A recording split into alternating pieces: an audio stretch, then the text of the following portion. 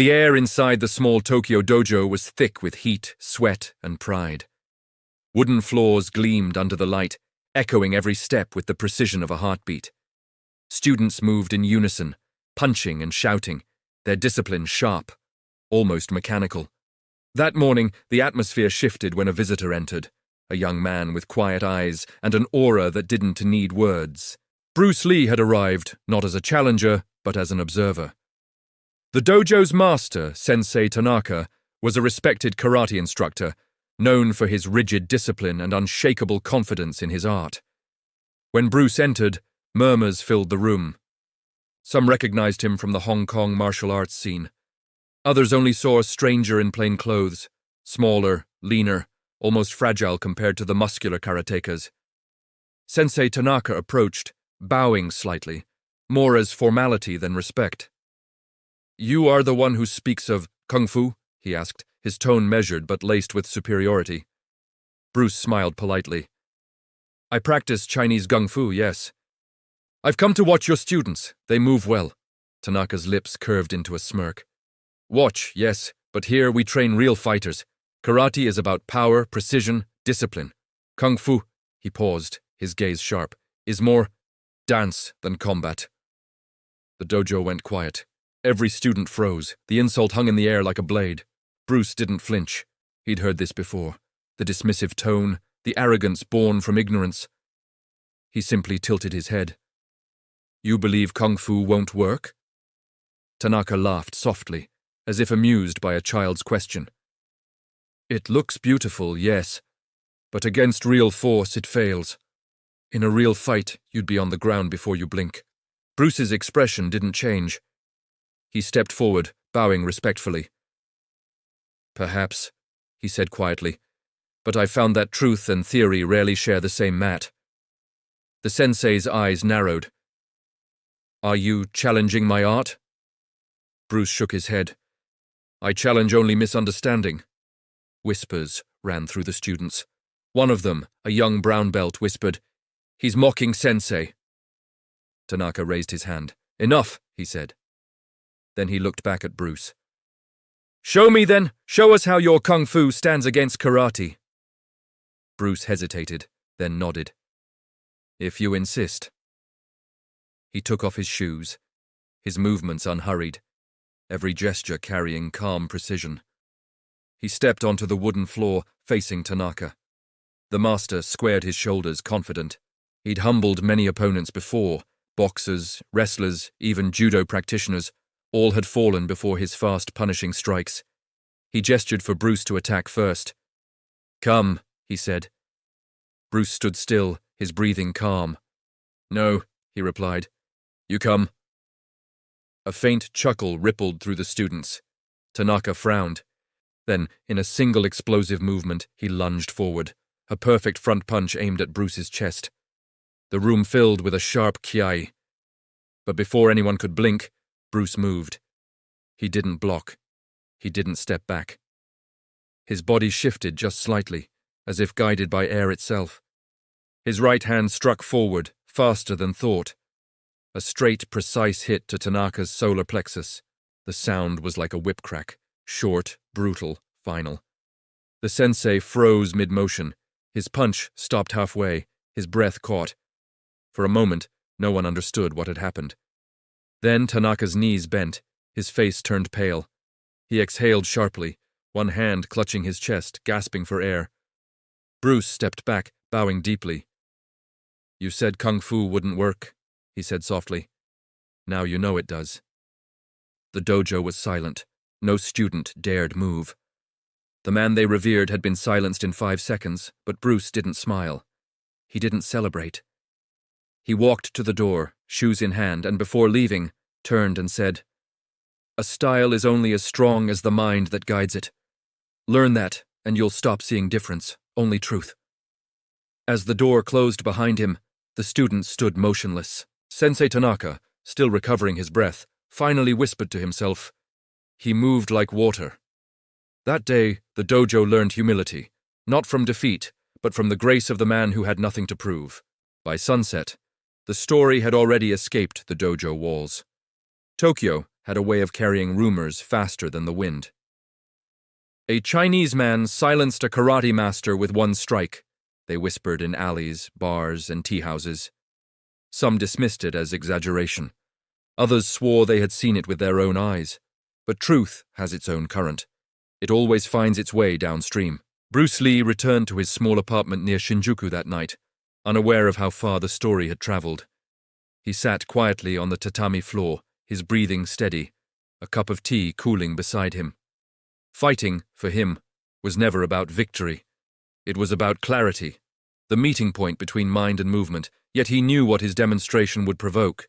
Pride wounded, tradition shaken. He had come to Japan not to humiliate, but to learn.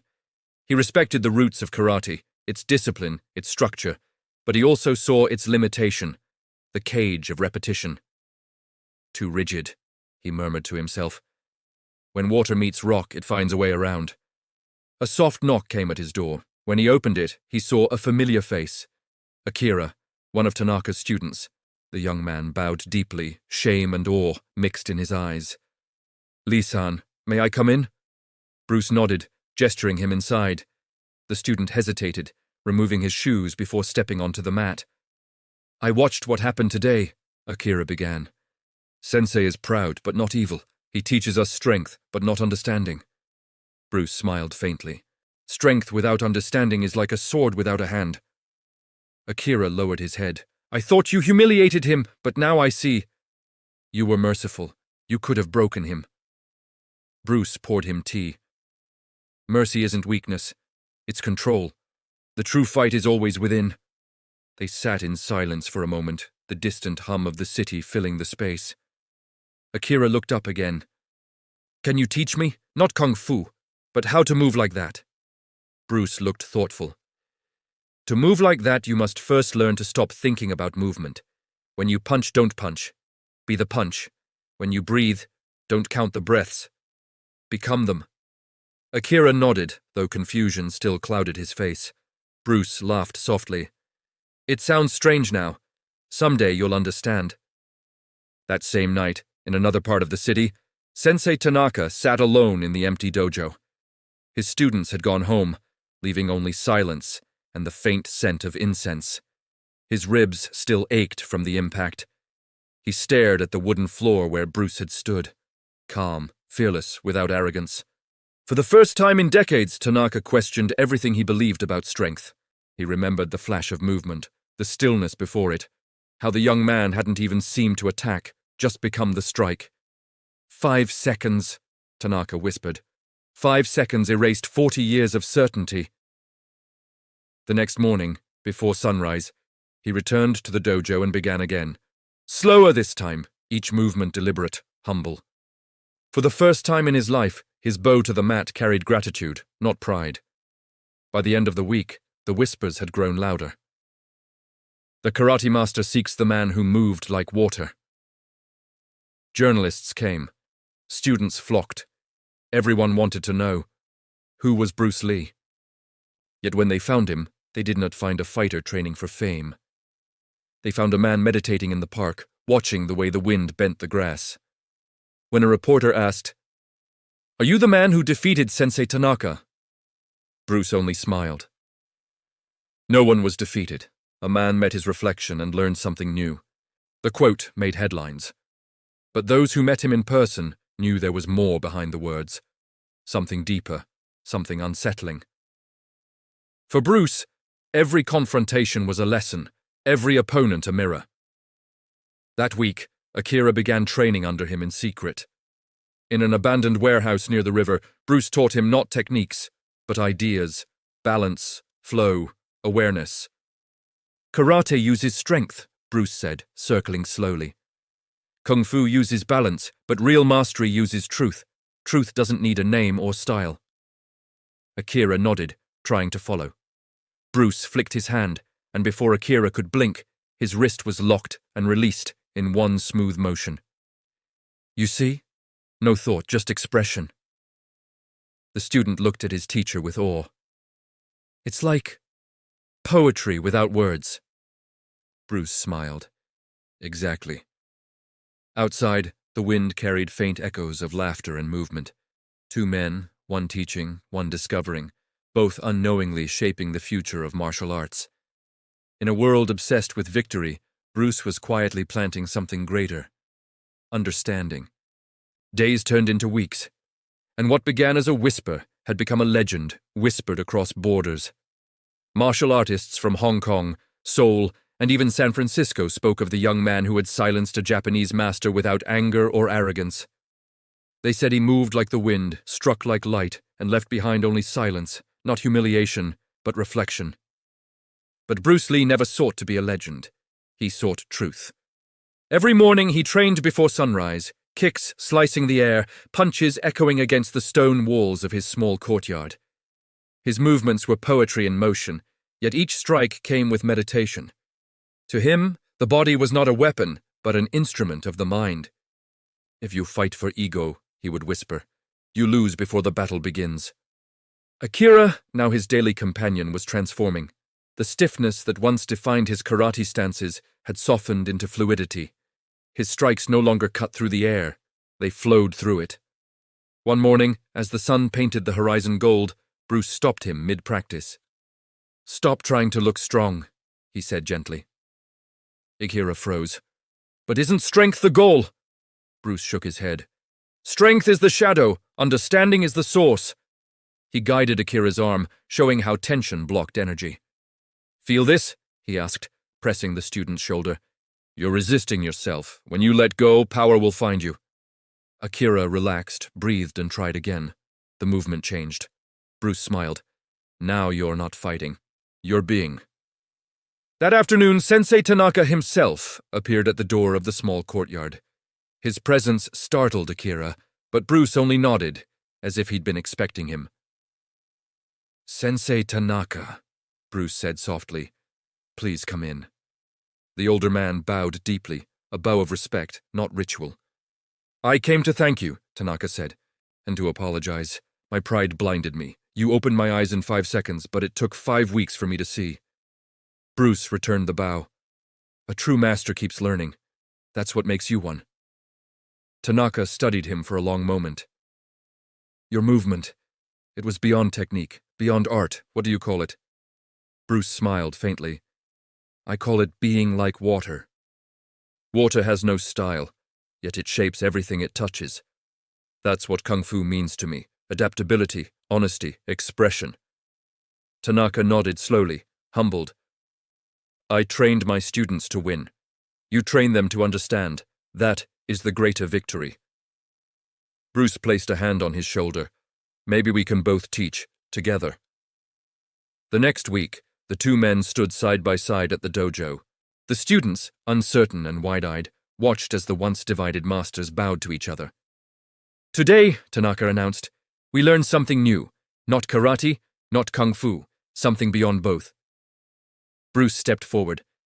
"The moment you let go of style, you begin to find yourself. Remember, some water can flow or crash. Be water, my friend." Those words would one day circle the globe, repeated by millions. But that morning, they were spoken simply, as advice to a few humble students in a wooden dojo. Training began. The walls that once divided Japanese karate from Chinese kung fu began to dissolve with every shared movement. Akira found himself blending the rigid with the fluid, the strong with the soft. He was no longer a student of one art, but of truth itself. When class ended, Bruce bowed to the students. "Don't worship the teacher," he said. "Learn from everything, the punch, the mistake, the silence." A young student asked timidly, "Sensei Lee, will you teach us to fight like you?" Bruce smiled gently.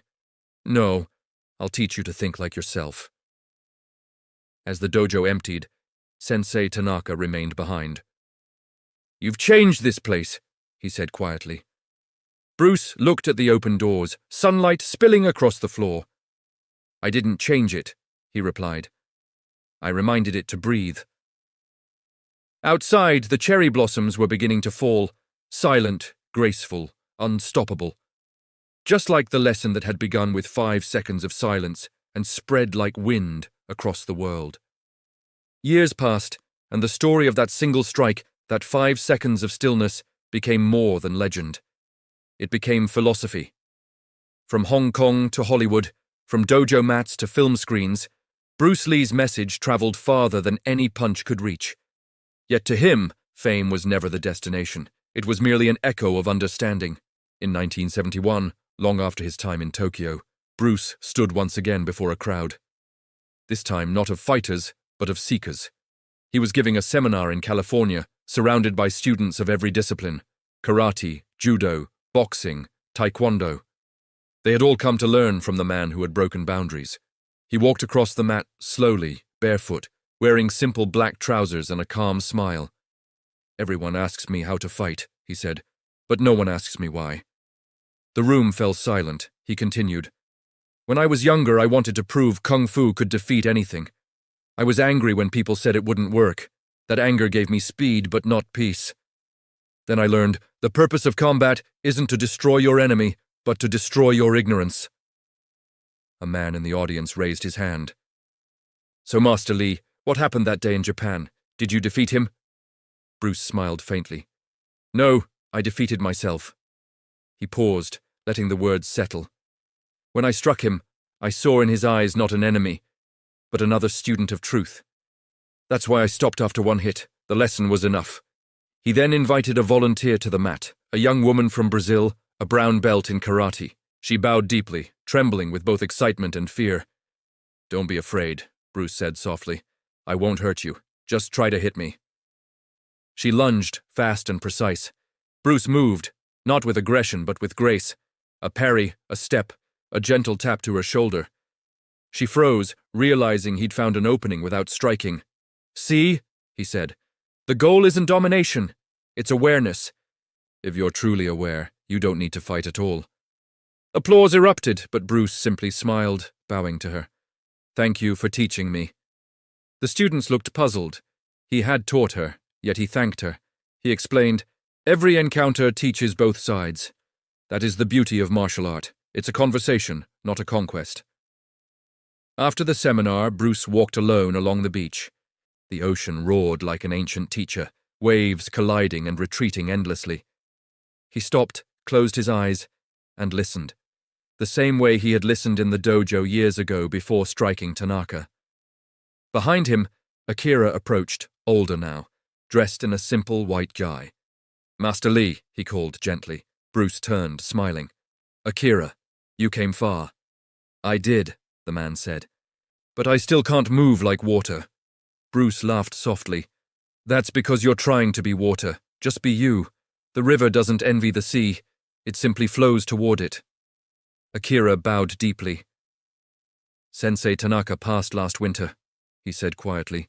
"Before he died, he told me to thank you. He said you didn't defeat him, you freed him." Bruce looked out at the horizon, the sun melting into the waves. "He freed himself," he said. "That's the only kind of freedom that lasts." The wind blew stronger now, carrying the scent of salt and memory. Bruce stretched his arms, letting the breeze flow through him, feeling it merge with his breath. For a moment, he wasn't a teacher or a legend, he was simply alive. He whispered to the wind, "Empty your mind, be formless, shapeless, like water." And as the tide reached his feet, the lesson that began with 5 seconds of silence found its eternal echo. Moral of the story: true mastery is not in the strike, but in the stillness that follows. Power fades, but understanding remains. If this story moved you, share it. Let its message ripple through others. Like, comment, and subscribe. Not just to the channel, but to the journey of learning, humility, and truth. Have you ever faced a moment when silence taught you more than victory?